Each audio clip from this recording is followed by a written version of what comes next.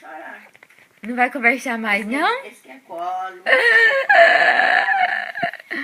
Conversa aí. Tchau, então tchau.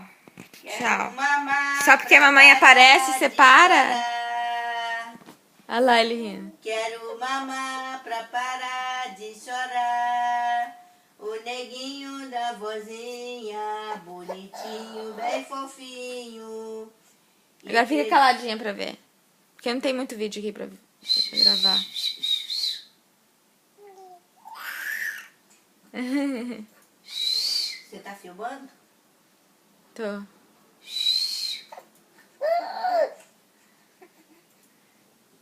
O que foi, macaquinho da mamãe? Não fala assim não.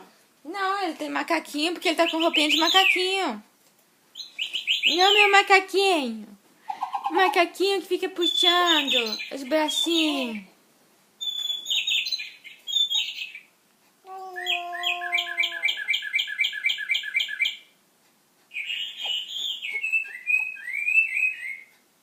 Levanta pra gente ir lá, Carolina.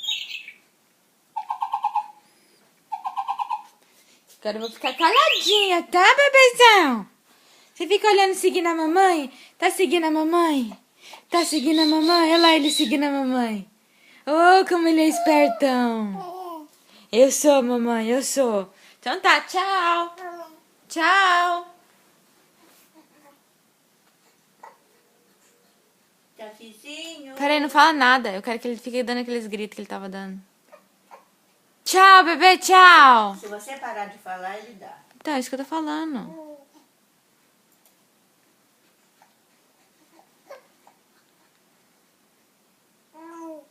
Ele fica chamando a gente. É, aqueles gritão que ele dá, ele fica chamando a gente. Aí, ó.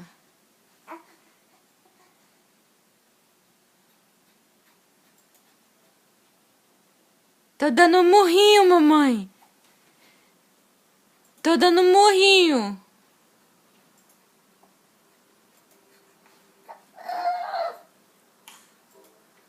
Fica quietinho que ele conversa. Eu tô?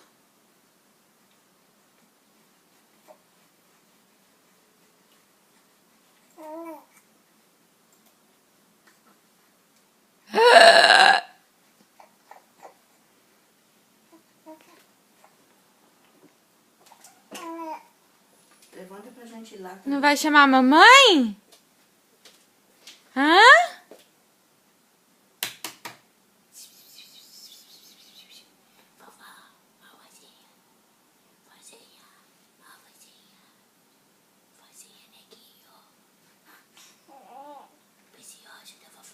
Tira esse negócio dali, o negócio que eu uso pra amarrar ele no meu corpo. Então tira assim pra não me ver. Ai, ai. Medo é esse.